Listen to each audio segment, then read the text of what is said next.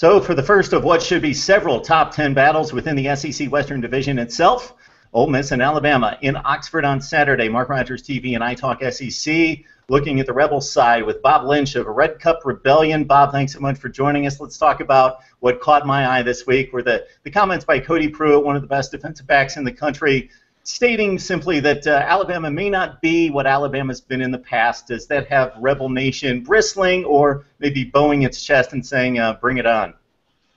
I think Rebel fans have reacted one of two ways. Some people have said, you know, the whole roll your eyes, why did you say that? Don't say these sorts of things before a big game against Alabama. You don't want to get them mad.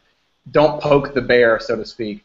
But some Ole Miss fans, myself included, sort of have a, well, what do you expect him to say? He's an All-American safety. He's a very good player in his own right, and he's very, very confident. I want our team to be confident, not cocky and not too full of themselves, but I want them to go into this game with some confidence, and I think Cody Prewitt showed some confidence in his remarks. 25-0 last season in Tuscaloosa. Were some of those similar comments being made, though, during Alabama week last year?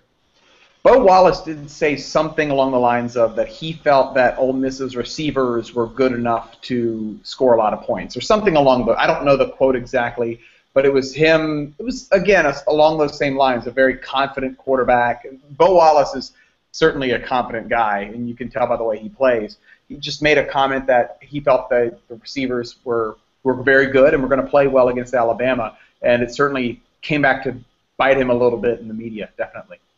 Staying on topic with Bo Wallace, too much credit, too much blame given to the quarterback, specifically with Ole Miss. You come out of the gate in Atlanta against Boise State. Bo Wallace may have kept the Broncos in the game to a certain extent with a lot of turnovers, 3 interceptions, I believe, in the first half. Your thoughts about the narrative, the national narrative being that Ole Miss only can take that step up if Bo Wallace eliminates mistakes. He's got 6 interceptions this year.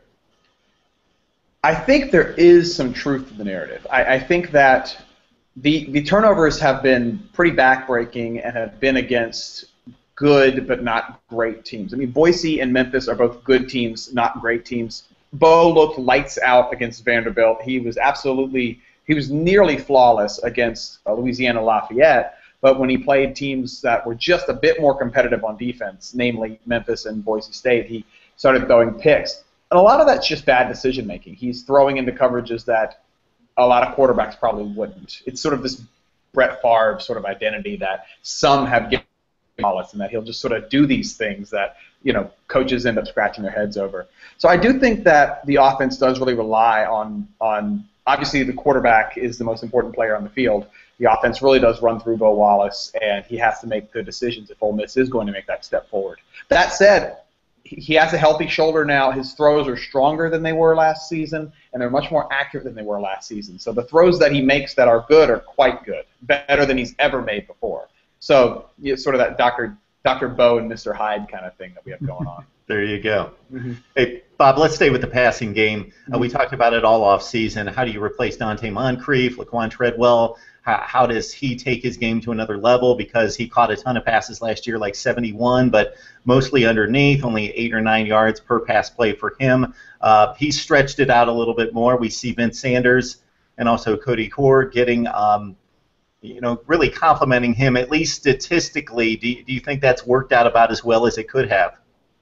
I do. You still want this team to have Dante Moncrief. If he didn't leave early for the NFL, him plus Laquon Treadwell, and then you add Cody Core and Vince Sanders, that's a really good group of receivers. Even without him, it's still a good group of receivers, and Laquon Treadwell has really gotten a lot of attention from defenses, which have given guys like Cody Core and tight end Evan Ingram, as well as Vince Sanders, given them a little more room to work with defenses. Each of those guys you mentioned have had a 100-yard receiving game so far this season, which is pretty impressive considering how short the season is. And a lot of that does have to do with Treadwell. He demands a lot of double teams, which gets guys open against linebackers and nickel corners, which a guy like Cody Core, who's very, very big, can definitely work against.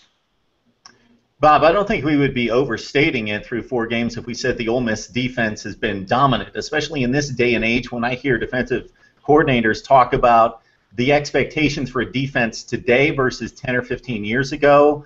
when if you're holding teams to 20, 25 points typically, that's a pretty decent defensive effort these days because it's so difficult to keep up with these offenses. And when you look at the Memphis stats, of course, 3 points bottom line, but less than a yard per rush, 2.5 yards per pass attempt, 103 total yards of offense, and through 4 games, the total resume to date has been pretty impressive.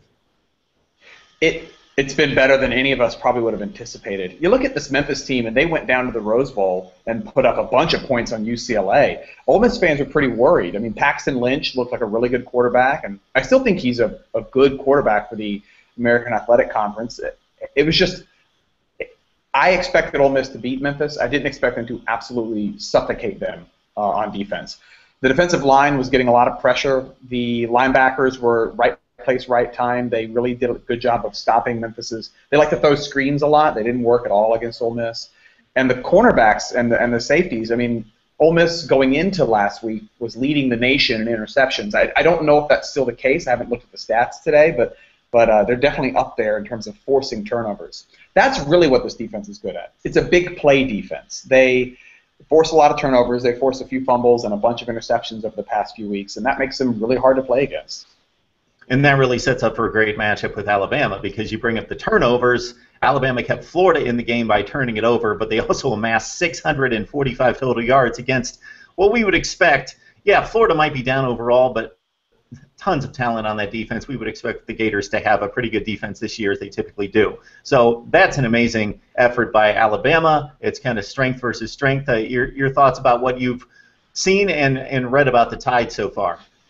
Well, I think this is going to sound strange, but I think Lane Kiffin should get a lot of credit for having Blake Sims ready to play in this offense. I think Blake Sims has looked like a really good quarterback. He's obviously very talented, and he's good for what Lane Kiffin has got him doing. Amari Cooper is probably the country's best wide receiver, and they have, as Nick Saban teams always do, a stable of really big physical running backs that run behind a very skilled offensive line. It's a very complete offense, and you're right, it's a strength versus strength thing.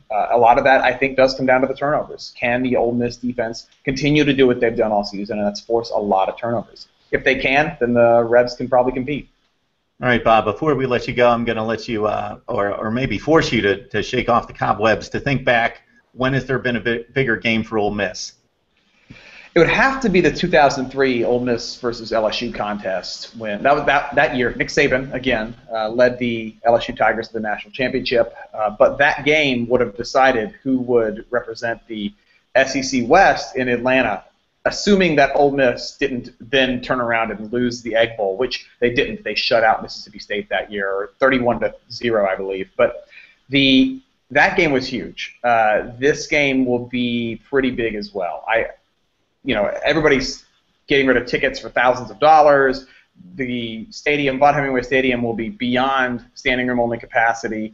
There will be tens of thousands of people going to the game just to hang out in Oxford and in the Grove because they want to be there when all the fun stuff is going on.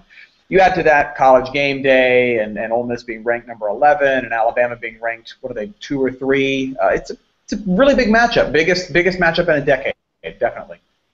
Should be a lot of fun. Bob Lynch writes for Red Cup Rebellion on the SB Nation platform, provides a ton of insight and information for us. Bob, we appreciate it. Have fun watching the ball game.